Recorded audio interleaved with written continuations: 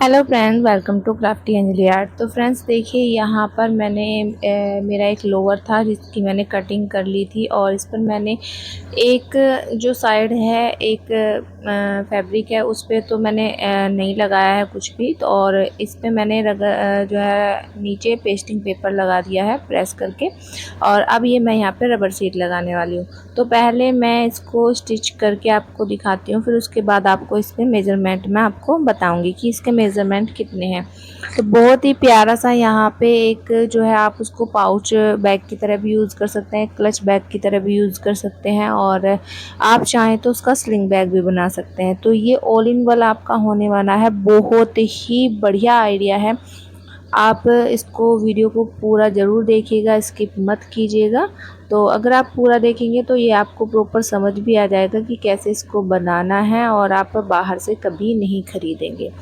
तो देखिए, इस तरीके से फ्रेंड्स मैंने पहले जो पेस्टिंग पेपर लगाया था वो वाला मैंने यहाँ पे फैब्रिक लिया है। उसके बाद मैंने रबर शीट रखी है, और इसके बाद फिर से यहाँ पर वही फैब्रिक रखा है। तो ये जो फैब्रिक होता है हमारा, ये ऐसा होता है स्ट्रेचेबल, बहुत ही ज़्यादा स्ट्रेच करता है। स्ट्रेचेबल फैब्रिक है, तो इसी वजह से कहीं ना कहीं तो ये अंदर की साइड ही आ जाएंगे। जो भी एक दो प्लेट्स बनेगी तो वो अंदर की साइड हमारी आ जाएगी, वो भी हमारी दिखेगी नहीं, एकदम नीट एंड क्लीन ये दिखेगा, और बहुत ही ज़्यादा नीट एंड क्लीन ये स्टिच होगा। तो यहाँ पर आप देख सकते हैं कुछ इस तरीके से। यहाँ पे जो एक्स्ट्रा था वो मैंने यहाँ पर कट कर दिया है, ये देख सकते हैं आप, पूरा कट कर दिया है। और आप देख सकते हैं राइट साइड से ये एकदम बहुत ही ज़्यादा अच्छा है और नीट एंड क्लीन है। तो 8.5 इंच इसकी चौड़ाई है, और जो लंबाई है वो 22 इंच है। अगर आपकी कम भी है तो आप कम भी ले सकते हैं, और ज़्यादा है तो ज़्यादा, तो खैर ज़्यादा ही हो जाएगी, तो आप इससे कम भी ले सकते हैं। तो अब हम यहाँ पे देखिए मेज़रमेंट करेंगे। तो ये मैं काफ़ी अच्छे साइज़ का यहाँ पर बना रही हूँ, ये छोटा नहीं होगा, बहुत ही अच्छे मीडियम साइज़ का यहाँ पे बनेगा। अगर आप स्लिंग बैग की तरह भी इसको यूज़ करोगे, क्रॉस बॉडी बैग की तरह, तो भी बहुत ही अच्छा यूज़ होगा। तो यहाँ पर देखिए 7 इंच पे मैंने मार्किंग किया है, तो दोनों साइड 7 इंच पे मार्किंग कर दिया है। फिर उसके बाद यहाँ पे मैं 2 इंच पे मार्किंग कर रही हूँ, ये देखिए। फिर से यहाँ पर पहले हम इसको मार्क को सीधा कर लेते हैं, देखिए इस तरीके से। और जो 2 इंच का मार्क किया है उसके बीच में हमने यहाँ पे एक और लाइन ले दी है, और चाहे तो आप ना भी लें। और यहाँ पे देखिए 7 इंच पे एक और मार्क कर दिया ऊपर की साइड। तो ये मार्क भी हमने इस तरीके से सीधा कर दिया। ये मैंने रॉन्ग साइड पे किए हैं, जो हमने अंदर की साइड हम यूज़ कर रहे हैं, बिना हमारी यानी कि पेस्टिंग वाला, वो वाली साइड। और अब यहाँ से ऊपर की साइड गोलाई दे देंगे। पहले एक साइड दे दी है, अब इस तरीके से रखते हुए, फोल्ड करते हुए यहाँ पर दूसरी साइड भी मार्किंग कर देंगे, या फिर डायरेक्ट आप कटिंग भी कर सकते हो। तो मैंने यहाँ पे मार्किंग कर दी है, और मार्किंग करने के बाद कट कर दिया है। अब देखिए फ्रेंड्स, ये तो कटिंग हो गई है, सेफ भी आ गई है। अब इस पीस को हम अलग रखेंगे, और यहाँ पर मैंने देखिए ये 3 पीस है, लेकिन मैं 2 पीस का इस्तेमाल करने वाली हूँ। तो यहाँ पर देखिए ये 2 पीस ले लिए हैं, तो इनकी जो लंबाई चौड़ाई है वो अपनी अकॉर्डिंग थोड़ा बहुत कम या ज़्यादा भी कर सकते हैं। तो मैंने यहाँ पर स्क्रीन पर आपके मेज़रमेंट इसके दे दिए हैं, और यहाँ पर आप देख सकते हैं इस तरीके से सेम मेज़रमेंट, यानी कि जो हमारा 8.5 इंच की चौड़ाई थी, तो आधा इंच हम इसकी चौड़ाई कम कर लेंगे। तो यहाँ पर 8 इंच की चौड़ाई हम ले लेंगे, इस तरीके से देखिए। और लंबाई में आप चाहें तो यहाँ से 5/8 यानी कि जो पूरा पीस लेना है, तो वो आपको लेना है 10/8 का, इस तरीके से। और अगर आप अलग अलग पीस लेते हैं तो आप आधा इंच बढ़ा लीजिए, यानी कि 5.5/8 कर लीजिए। तो 2 पीस से आपका एक इस तरीके से पाउच बना के रेडी कर लेना। तो इस तरीके से देखिए, एक पीस में मैं यहाँ पे जिप लगा के आपको दिखा रही हूँ। पहले जिप लगा के सीधी सिलाई कर ली है। अब यहाँ पे देखिए जिप के बिल्कुल किनारे किनारे पर आपको इस तरीके से सिलाई करनी है। आपको कोई भी फैब्रिक खींचना नहीं है, और जिप को भी आपको फैब्रिक को खींच कर नहीं लगाना है। तो आप नॉर्मल हैंड से आपको स्टिच करनी है, ये देखिए। तो जो नीचे वाला हमारा फैब्रिक है जो कि स्ट्रेचेबल होता है, उसको आपको बिल्कुल भी खींचना नहीं है, इस तरीके से सिलाई करनी है, ये देखिए। और अब यहाँ पर भी इस तरीके से रॉन्ग साइड पे रखते हुए यहाँ पर भी आपको जिप के ऊपर ऊपर सिलाई लगा दी है। ये देखिए, तो दोनों साइड हमने जिप को अटैच कर लिया है और अब यहाँ पर हमें रनर को इंसर्ट करना है। अब दूसरी साइड से रनर को इंसर्ट कर लीजिए। ये देखिए इस तरीके से। अब जिप को बीच में लेते हुए दोनों साइड स्टिच करना है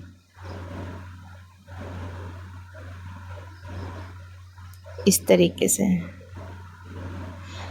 तो अगर आप ये सोच रहे होंगे कि उन पे तो जो है सिलाई मशीन नहीं चलती है, कैसे करें, चाप देगी और टैप टैप देगी, तो इस तरीके से कैसे हम इसको सिल सकते हैं। तो फ्रेंड्स बिल्कुल भी नहीं देगी। आपको इसमें जो नीडल का यूज़ करना है वो 11 नंबर की नीडल का यूज़ करना है। 11 नंबर की नीडल आपको इसमें लगानी है। अब यहाँ पे देखिए इस तरीके से 2 पीस और मैंने रेडी किए हैं। अब इस पीस को आपको कैसे रेडी करना है वो भी मैं आपको बताती हूँ। तो सबसे पहले 6.5 इंच की इसकी चौड़ाई है और लंबाई है इसकी 7 इंच की। तो आपको जो 6.5 इंच की ली है, आप पूरा एक पीस लेंगे तो उसको 13 इंच बनेगा, नहीं तो आपको ऊपर इसमें पाइपिंग लगानी पड़ेगी। तो आपको 13/7 इंच के पीस लेने हैं और उसमें आपको कटिंग करनी है। तो आप ये समझ लीजिए, तो एक साइड जो हमारी बड़ी साइड है वो 7 इंच है और ये वाली साइड आपकी 6.5 यानी कि 13 इंच है। तो इसको फोल्ड करके इस तरीके से आपको मार्क लगाना है। तो यहाँ पर आपको 1.25 इंच पे मार्क लगाना है ऊपर की साइड। जो आपको खुली साइड है आपकी, वहाँ पे आपको 1.25 इंच पे मार्क लगाना है और ऊपर से इसको तिरछा कट कर लेना है किनारे पे। तो इस तरीके से आपकी यहाँ पे शेप आ जाएगी। तो जो ऊपर वाला पार्ट है वो आपका बंद रहेगा, जो चौड़ाई वाला हिस्सा है, और जो कम चौड़ा है वो आपका खुला रहेगा। अब इस तरीके से हमें इस पे भी मार्क करना है। अगर आपके जो है आप 3 पाउच अटैच कर रहे हैं यानी कि 3 जिप लगा रहे हैं तो आपको 3 मार्क करने हैं अलग अलग 1-1 इंच पे। या फिर आपको अगर आप 3 नहीं लगा रहे हैं तो आपको यहाँ पे देखिए इस तरीके से 2 इंच पे सेंटर से 1 इंच एक साइड और 1 इंच एक साइड इस तरीके से मार्क कर लेने हैं। और इन मार्क पे हमें पाउच को जो है अटैच करना है। तो पाउच को कैसे अटैच करेंगे वो भी मैं आपको दिखाती हूँ। मैंने यहाँ पे राइट साइड में मार्किंग कर दी थी, तो मैं यहाँ पे अब फ़िलहाल रॉन्ग साइड में मार्किंग कर रही हूँ।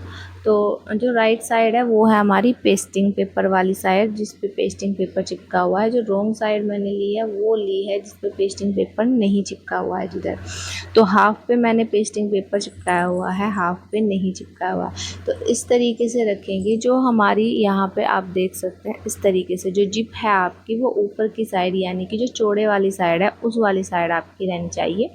और इस तरीके से आपको एक पाइपिंग की तरह इसको देखिए अटैच कर लेना। तो ये देखिए कितनी फिनिशिंग के साथ अटैच हो गई है। अब आपको दूसरा पीस लेना है। आपको ध्यान ये रखना है दोनों रनर की डायरेक्शन आपकी सेम होनी चाहिए। तो दोनों रनर की डायरेक्शन सेम रखते हुए इस तरीके से दूसरा पाउच भी रखेंगे और यहाँ पर सीधी सिलाई लगा देंगे। ये देखिए सीधी सिलाई मैंने लगा दी है। तो दोनों पाउच एक साइड से अटैच हो चुके हैं। अब इसी तरीके से दूसरी साइड से भी अटैच करने हैं। बस आपको ध्यान ये रखना है कि आप उसको गलत तरीके से अटैच ना कर दें।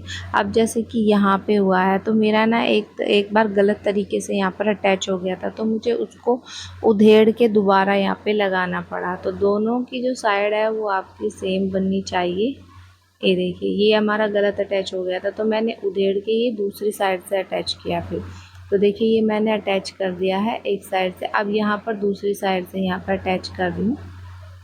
ये देखिए तो प्रॉपर आपको इसी तरीके से दोनों पाउच को दोनों साइड से अटैच कर लेना है। तो ये देखिए अटैच हो गए हैं, बराबर बराबर मार्जिन रखते हुए बिल्कुल यहाँ पर ये अटैच हो गया है। तो इस तरीके से ये हमारी 2 पॉकेट जिप वाली बन गई है, आप देख ही सकते हो। अब हमें ये वाला पीस लेना है। तो जो इसका सेंटर हमें लेना है वो सेंटर हमने जो हमारे 2 इंच के निशान लगाए थे, जो 3 लाइन हमने बनाई हुई है, जो बीच वाली लाइन है उस पे आपको उसका सेंटर लेना है। तो पहले हम इस वाले का सेंटर निकाल लेंगे इस तरीके से रखते हुए, जो जहाँ पे भी इसका सेंटर आ रहा है। अब यहाँ से देखिए इसके सेंटर से सेंटर को मिलाते हुए रखेंगे इस तरीके से। ऊपर से हमें हाफ इंच छोड़ देना है सिलाई के लिए, देखिए इस तरीके से। और यहाँ पर भी हाफ इंच छोड़ते हुए और इसको टर्न कर लेंगे। आप चाहे तो पहले ही पाइपिंग लगा सकते हैं, जो नीचे की साइड आपको जहाँ पे आपका कम मार्जिन आएगा, दूसरी साइड यानी कि गोल वाली साइड नहीं जो आपने राउंड शेप दी हुई है, जो हमारी सीधी साइड है वहाँ पर आप पहले ही पाइपिंग लगा के अटैच कर सकते हैं। और या फिर पूरा देख सकते हैं बराबर कहाँ तक आ रहा है। अगर आपको बिल्कुल बराबर आ रहा है वहीं तक लेना है तो आपको एक्स्ट्रा कट करके पहले उसको पाइपिंग लगा लीजिए, या फिर अगर आपको एक्स्ट्रा, जैसे मैंने हाफ इंच एक्स्ट्रा रखा हुआ है, तो इसमें आप बाद में भी पाइपिंग लगा सकते हैं अटैच करने के बाद, जैसे कि मैंने लगाई है। अब दूसरी साइड से भी यहाँ से सेंटर मिलाते हुए रखेंगे और इसी तरीके से दोनों साइड से स्टिच कर लेंगे। तो पहले एक साइड से आपको स्टिच करना है, फिर इसको टर्न करना है, देखिए यहाँ तक, और अब यहाँ से भी इसको इसी तरीके से टर्न कर लेंगे। जब आप टर्न करें तो आपको ध्यान ये रखना है कि आपको जो नीडल है मशीन की वो आपको नीचे की साइड रखनी है। तो इस तरीके से देखिए यहाँ पर भी इस तरीके से आ गया है, हाफ इंच हमारा बच गया है। अब इसको कट कर दिया है। अब इस तरीके से जो हमारा बचा हुआ दूसरी साइड वाला पार्ट है उसको भी इसी तरीके से रख के यहाँ पर स्टिच कर लेंगे।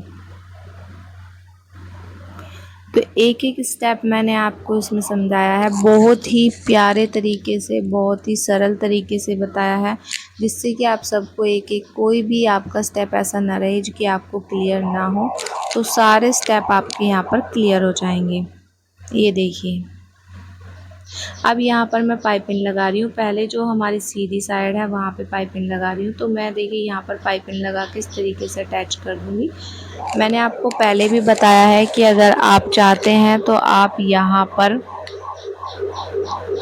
देखिए इस तरीके से पाइपिंग लगा लिए, पहले भी लगा सकते हैं।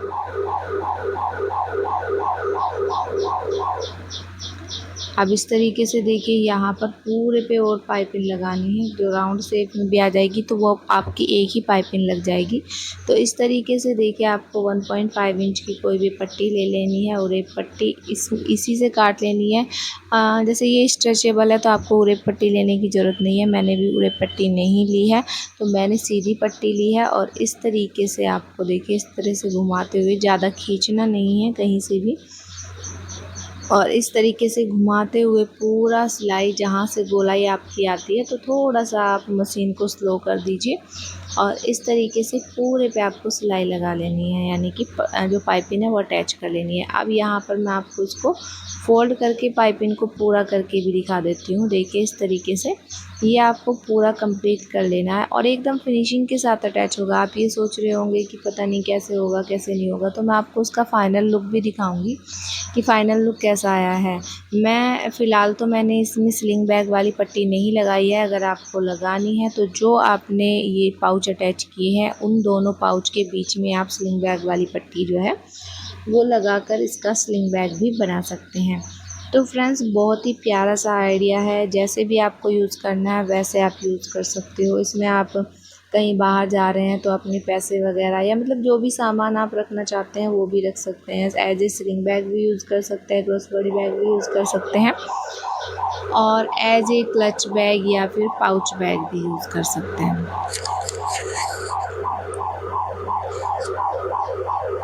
तो फ्रेंड्स इसमें मेरा एक पैसा नहीं लगा है। जो जिप है वो भी मेरे पास जो है पुरानी पड़ी हुई थी, तो वही मैंने जिप का यूज़ किया है।